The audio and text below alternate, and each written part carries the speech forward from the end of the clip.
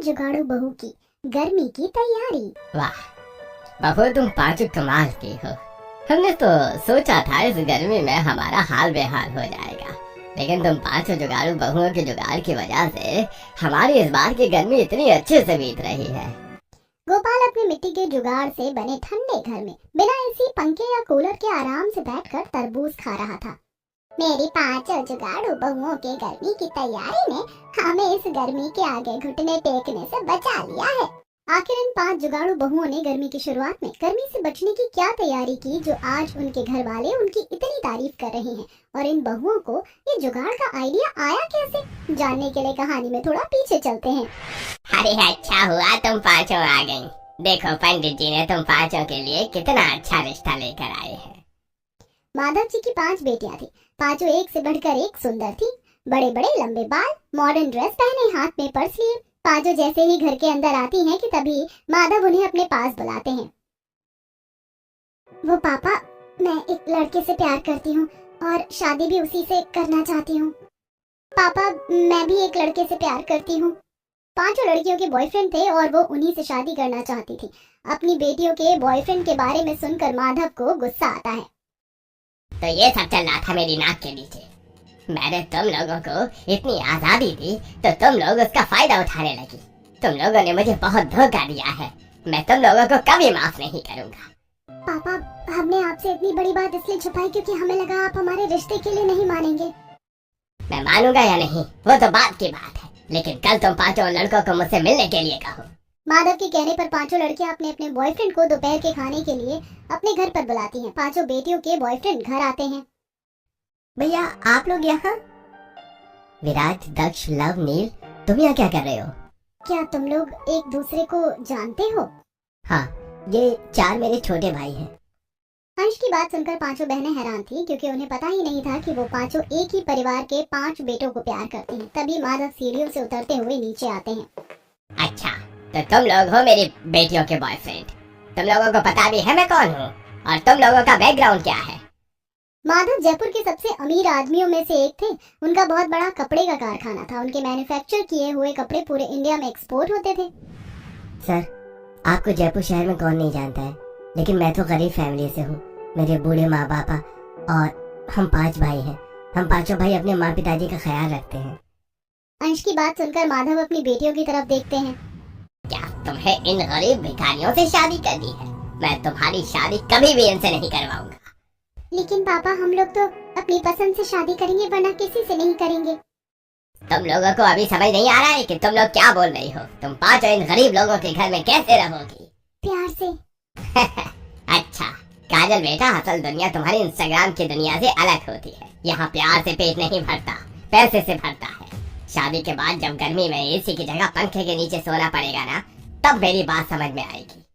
माधव अपनी पांचों बेटियों को समझाने की बहुत कोशिश करते हैं, लेकिन उनकी बेटियां उनकी बात नहीं मानती। आखिर में माधव को उनकी शादी उनकी पसंद के लड़कों से करवानी पड़ती है। शादी के बाद पांचों बहुएं अपने ससुराल आ जाती हैं। ससुराल आते ही पांचों बहुओं को बड़ा झटका लगता है।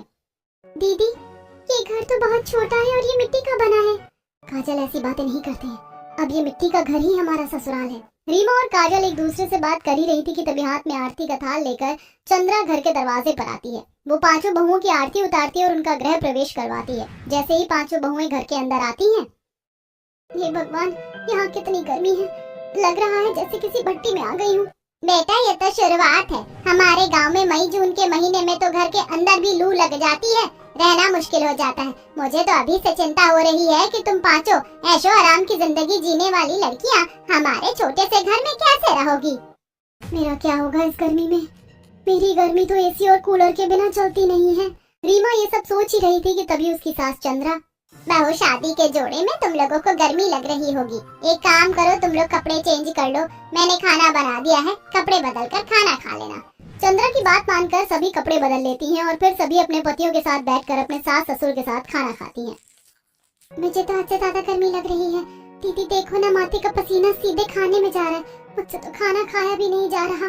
काजल जैसे तैसे करके अपना खाना खाती है। खाना खाने के बाद जब पांचों बहुएं सोने के लिए जाती हैं, तब बाकी के घर वाले तो गर्मी में करवट बदलते हुए सो जाते हैं, लेकिन पांचों बहुओं को नींद नहीं आती है। तुम लोग जाग रही हो क्या? दीदी, मुझे बहुत ज्यादा गर्मी लग रही है। पसीने से तो मेरे कपड़े भीग गए हैं और ये बिस्तर कितना गर्म है, लग रहा है जैसे आग फेंक रहा हो। इस पंखे में तो कोई जान ही नहीं है, ये कितना धीरे धीरे चल रहा है। मुझे तो गर्मी की वजह से नींद ही नहीं आ रही है। देखो ना मेरी बॉडी पर गर्मी की वजह से कैसे रेड मार्क्स हो गए हैं। अच्छा जी, तूने तो पापा से कहा था कि तू ये गर्मी भी प्यार से झेल लेगी, तो अब क्या हुआ, झेल गर्मी? रीमा की बात सुनकर सभी काजल पर हंसने लगते हैं। काजल को भी थोड़ा अजीब लगता है।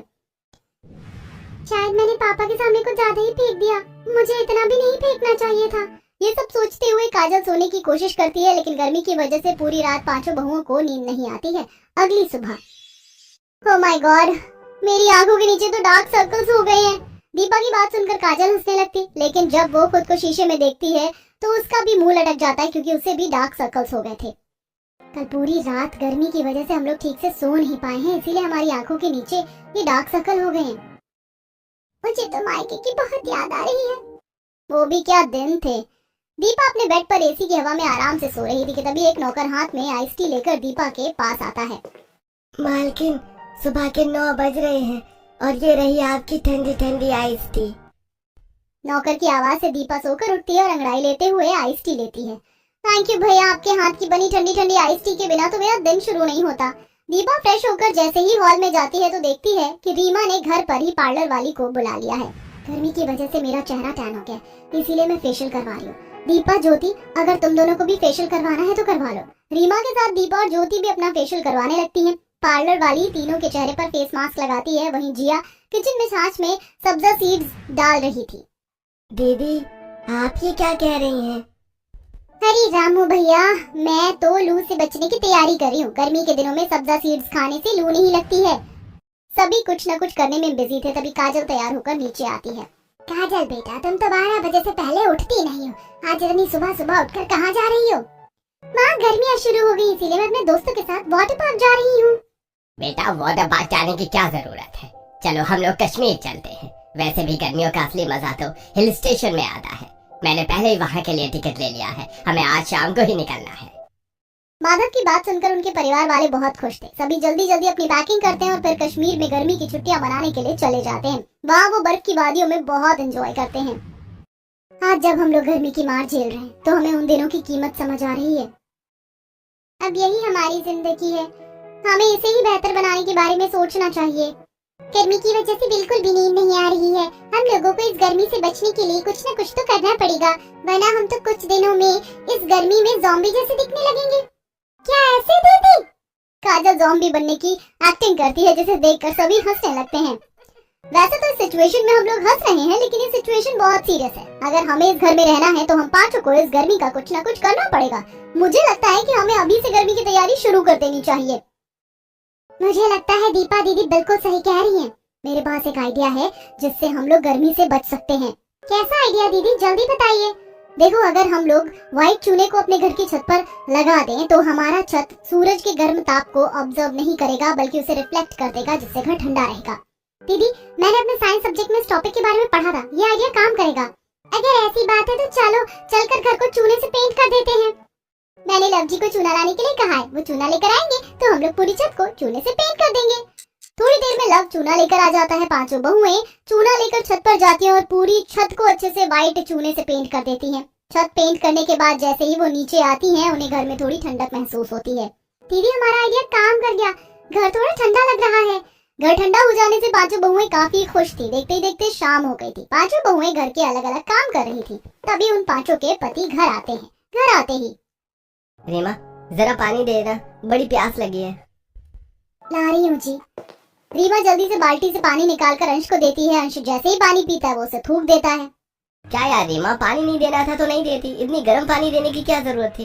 गर्मी में इतना गर्म पानी पीकर पूरा मूड खराब हो गया। अरे मैंने कुछ नहीं किया है, मैंने तो आपको बाल्टी से पानी निकाल कर दिया, लेकिन बाल्टी का पानी गर्मी की वजह से इतना गर्म हो गया है।